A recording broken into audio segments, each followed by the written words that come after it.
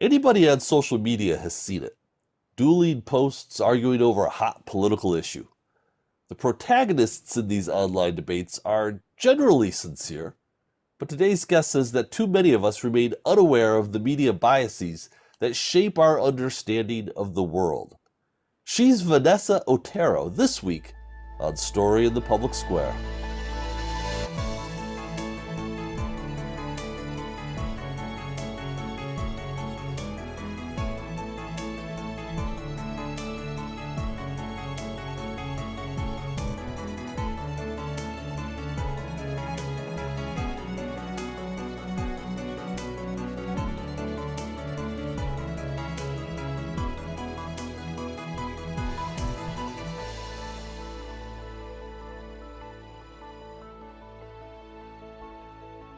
Hello and welcome to Story in the Public Square, where storytelling meets public affairs. I'm Jim Ludis from the Pell Center at Salve Regina University. Joining me from his home in Rhode Island is my friend and co-host G. Wayne Miller of the Providence Journal. Each week we talk about big issues with great guests, authors, journalists, artists, and more to make sense of the big stories that shape public life in the United States today. This week, we're joined by Vanessa Otero, founder and CEO of Edpontes Media, but you probably have seen her work as the creator of the Media Bias Chart. Vanessa, thank you so much for being with us. It's my pleasure to be here. Thanks for having me. So I was telling you before we started that my stepson was actually the one who discovered the Media Bias Chart a couple of years ago on social media. For those who haven't had the benefit of his exposure to the world, tell us what the Media Bias Chart is. Yeah, if you can just visualize a two-dimensional graph, x-axis, y-axis, and on the vertical side, it's reliability, news value and reliability. So generally, people recognize, good at the top, okay in the middle, bad at the bottom, and all the things those mean. And then left to right, you have political bias, and we plot logos of news sources on that chart. So it's evolved over the years. There have been several different iterations that have floated around the internet, but it tends to spark a lot of discussion because everyone looks for their favorite news sources and their least favorite news sources and likes to talk about where they are and where they think they should be and all the stuff that comes with that. So how did this come to be? Because you're not a media analyst by training, you're a patent attorney. How did this come to Yeah. be? Yes, well, I'm a media analyst now, but about 4 years ago, just over 4 years ago, in the run-up to the 2016 election, just working my day job as a patent attorney, but I've always been, politics and news junkie. I just love it, and it was bothering me how people would argue on social media about, just things that they disagree with. In particular, they would throw links at each other from different like polarizing websites that did nothing to convince the people on the other side. And I just thought it might facilitate conversation to kind of lay it out visually, that concept I had in my head that, there are some that are better and worse for different reasons. There's some news sources that are more or less biased for different reasons, and we don't talk about them in a very intelligent way. So as a hobby, because I'm a huge nerd and I consider this a hobby. Look, you're in I good just, company with us. yeah, I spent a few weeks looking at various media sources that I was familiar with, and then some new ones, and came up with a system for classifying them, and just threw it together like on a Microsoft Visio program, which is what I use for patent drawings in my job. I'm not a graphic design kind of person at all, so it's kind of ugly actually. And I put it online to talk to my friends about it, and it just went way viral beyond my wildest expectations. So the professed ambition of Ed Fontes is, I'm going to quote from your website, to make news consumers smarter and news media better. Those are lofty goals. Break that down for us. Yeah, they're very lofty goals. And I think we're at this point where everybody realizes that there is a problem. And I think we've been there for a while. There are problems with our news ecosystem.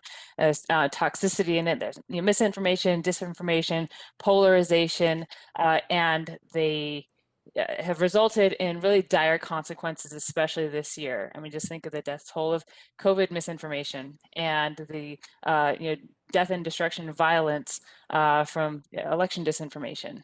Just as a couple of examples, but there's so many more. And you know, just putting out polls about, oh look, people don't trust the news. Oh look, people are more polarized than ever. I'm kind of tired of just seeing that information. Like, we know there's a problem. So what do we do about it? And what I learned from putting this map of the media landscape out there, that there was this baseline need for people to understand where news sources fall in terms of reliability and bias, because various different stakeholders in good news media have a role to play. It's not just one it's not just consumers. There's not just educators teaching media literacy. It's not just the social platforms. Everyone has a role to play in making the news media ecosystem better. But one thing that we can provide to all those stakeholders is these news content ratings, which haven't really existed before. So you also state who you consider to be the stakeholders, and I think this is a very good summary. And those include consumers, educators, journalism outlets, researchers, advertisers, and social media platforms. Talk about that. I mean, that's probably all of us, one way or another. Right. There's probably some overlap there too, as well. Yeah, absolutely. I mean, as consumers, just as a baseline, trying to determine the credibility and bias of news sources ourselves, be aware of it, and importantly, not spread misinformation.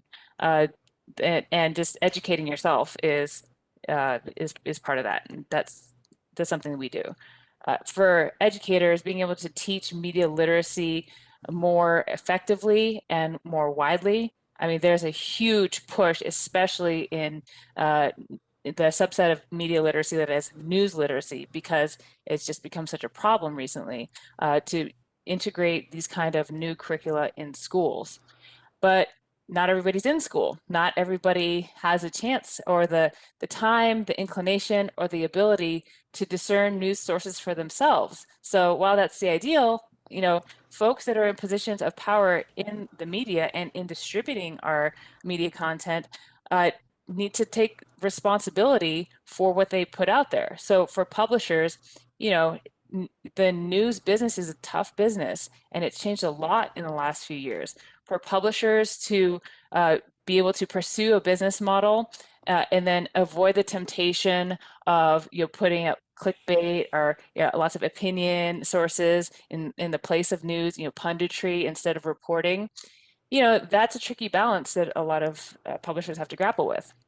I'm a historian by training, and I had a reason not too long ago to look at some local newspapers from the 1930s. I'm talking about small town local newspapers that were chock full of world news. And that media environment is so different and so foreign to us today that I'm just curious, sort of the reaction you've gotten from the publishers of the world, whether we're talking about a social media publisher or a fine print book publisher, or the sort of the broadcast and print media that are the mainstay of America's public forums these days.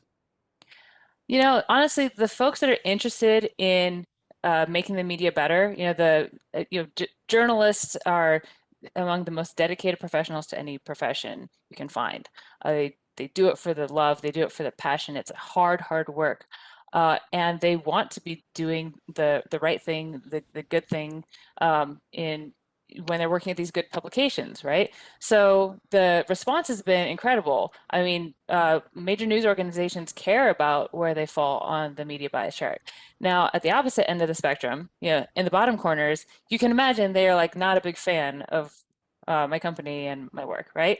But I mean, almost to each one, they know what they're doing. I mean, if you are putting out purposely polarizing, dehumanizing, vilifying, misleading, and fake content, you're doing it because you want to attract a certain audience. There is money to be made. It's a business model. Exactly. Yeah. Yeah. So different folks on different parts of the spectrum like us and don't like us for those reasons. How many news sources do you look at and analyze? I mean, you see several of them, obviously, or many of them. How many in total? Do you have a number? Yeah, currently right now we have about 330 fully rated publications on our interactive media bias chart. And in order to be fully rated, we need at least 13 to 15 news articles per news source, news or news-like source. And we've got about 500 or so partially rated. So we keep adding. Right now, we're adding about 80 to 100 new publishers to our interactive media bias chart in our database every month. So, so Big, I'm yeah, curious, big how number. how do you? I guess it's two questions. One is about the methodology. So Yeah.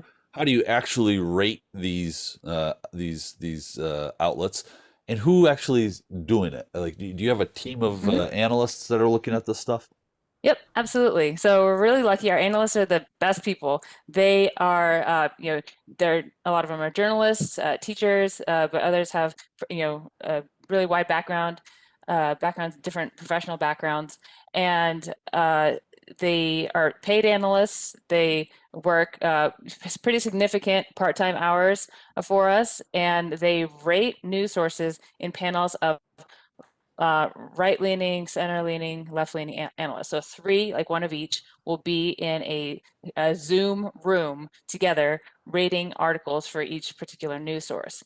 So our methodology is, article by article. It's a content analysis methodology. So we look at a number of sub-factors for reliability. We call them expression, veracity, headline, and graphic are the most important ones. And then for bias, we have several sub-factors which are political position, language, and comparison. And there are, different universes in each one of those things. So each of our analysts has gone through several weeks of training before actually getting into analysis sessions. And now they've got, we've been doing this for about 6 months with a full analyst team consistently now. Before that, we had some volunteers. Before that, like back in the day, it was just me. But that was just, that was just biased because it was just me. So these are analysts that come from the political spectrum, from left to right. Is that correct?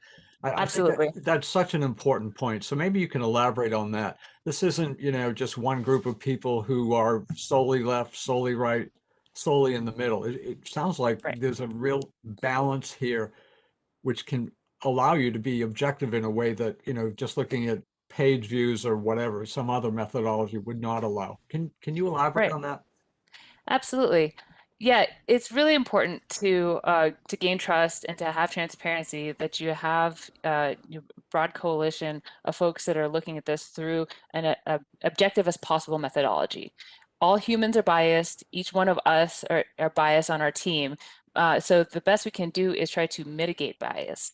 So the scores for each article and then rolled up to the scores for each source are averages of the ratings. But what we found is because of our methodology, folks from left, right, and center generally come to the same neighborhood of scores on a particular article. So if you look at a left-leaning opinion piece from the New York Times, the left person and the right person and the center person are all going to say this is left-leaning opinion, right?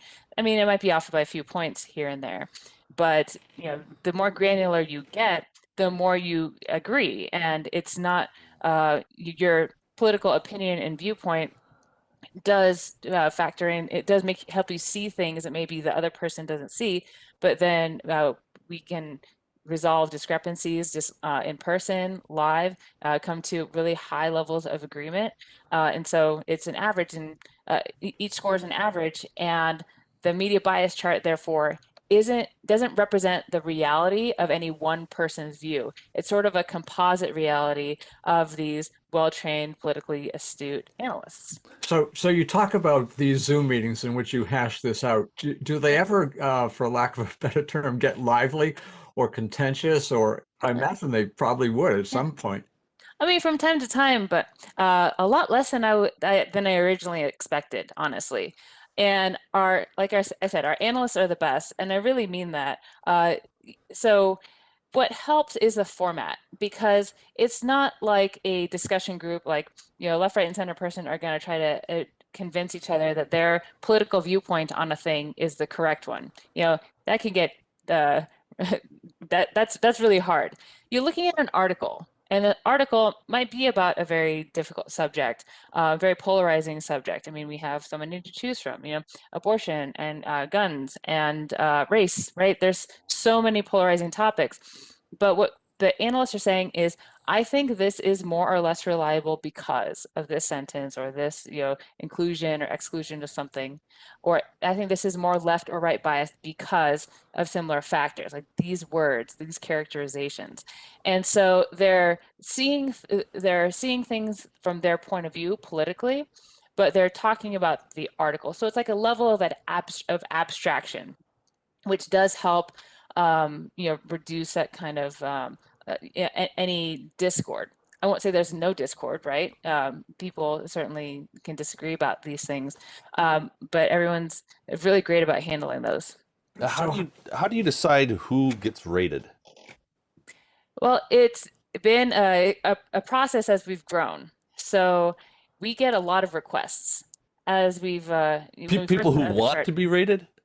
Well, sometimes from the publishers, but mostly from consumers.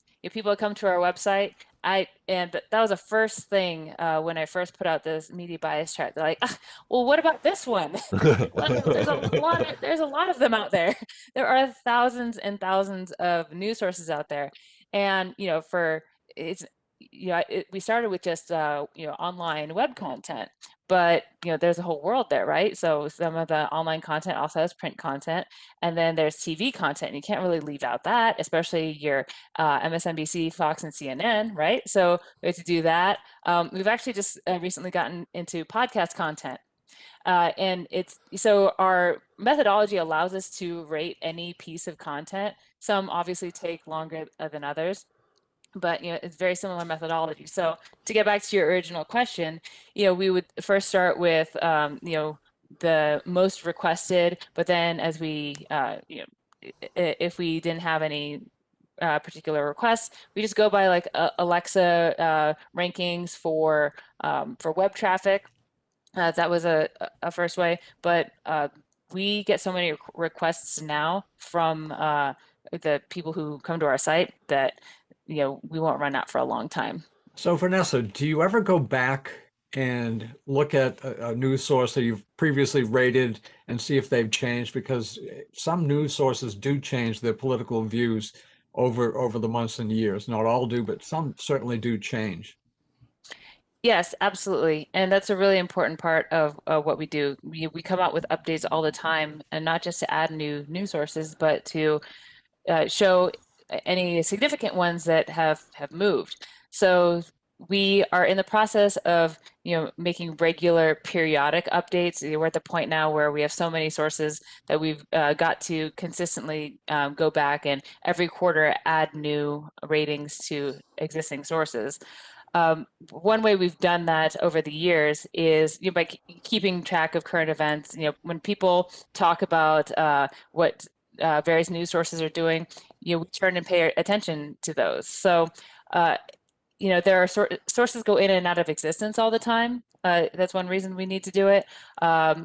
Like you said, some sources change. Like IJR is one. There's like a fairly new news source in the last 10 years or so. They shifted from right to center to now it's just like a little bit center right. I mean, it's substantially changed its character. The Blaze has changed a little bit over the years, back and forth.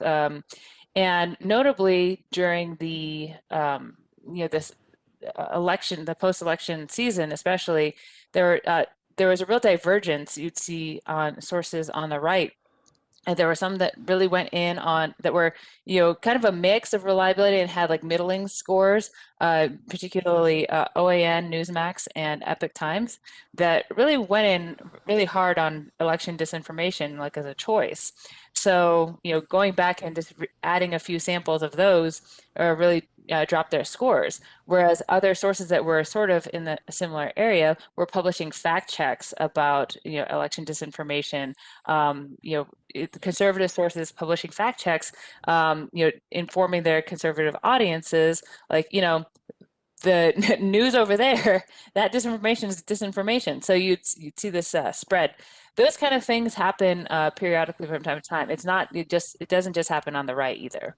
So you don't have ads. So how do you support yourselves financially? What is the funding? Because this is a large enterprise, clearly.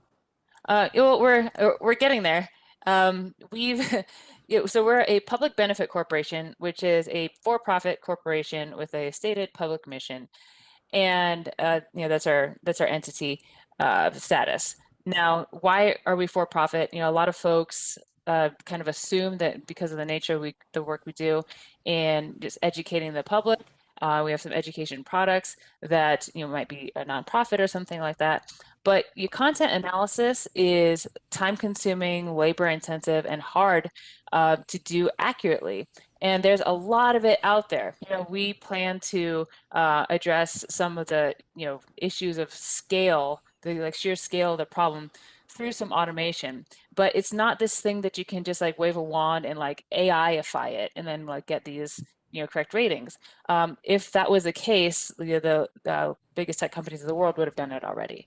So, how to solve this problem of making a business out of what we do? Well, it turns out there's a huge need for these news content ratings for consumers, for educators. We have a education media literacy product. It's a SUMA curriculum, and it allows students and teachers to rate articles, learn how to rate them according to our methodology, and create their own versions of their media bias chart for their classroom or their school. And then we have brand safety products. So I mentioned advertisers have a big role to play in fixing the news ecosystem. Brands are what fund good journalism and polarizing junk news, and they don't have a way to distinguish between the two. So our data we've incorporated into products for websites and podcasts, so advertisers can tell what their ad dollars are going to. Vanessa, I looking at the chart, I'm struck by the presence of Sputnik and RT, formerly Russia Today, on the right-hand side of that spectrum.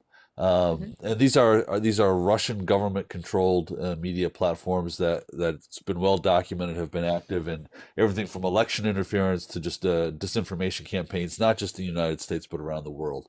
Right. Do you see any comparable plays by government-owned media outlets on the left, or is this concentrated mostly in the right now?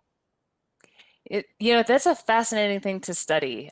We found, we made sure that we rated some extra samples from RT and Sputnik because, it's sort of insidious how they go about it. The score is on the right, but it's not the worst. It's not, they are certainly known for publishing disinformation. However, if you go to the site regularly and read samples of their articles, many are just innocuous and they're valid news reporting. And I think that's a strategy. It's a strategy to retain audiences. I mean, they've hired reputable journalists from the United States. RT in particular is directed at U.S. audiences. And then when they throw in polarizing stories, they're not always necessarily right-leaning. They tend to be more often than not, but sometimes they're just sort of generally anti-American sentiments that folks on the left and right might both find appealing. We haven't come across any foreign state media trying to do similar things that are more left-leaning. South China Morning Post is rated on our chart, and it does skew left, but it really has a character of a lot of our slightly left-leaning mainstream media, if you were. So you have AP and UPI in the neutral or balanced bias category, and that was no surprise, certainly to me. But also this did surprise me. You have stars and stripes and military times right there in the middle, meaning they're not partial not leaning strongly left or right. Talk about that. Yeah, so How that, did they wind up there? well, fact And we based got about a reporting. minute left, Vanessa. Sure.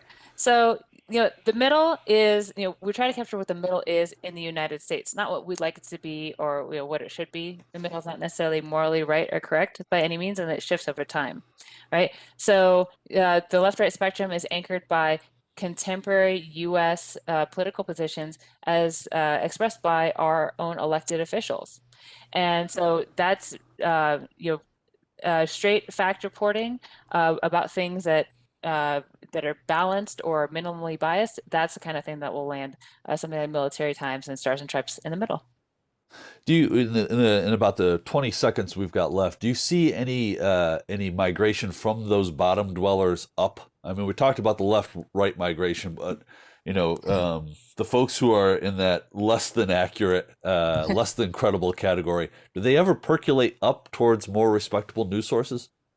Usually not. I mean, there's junk food exists for a reason. Some people like it.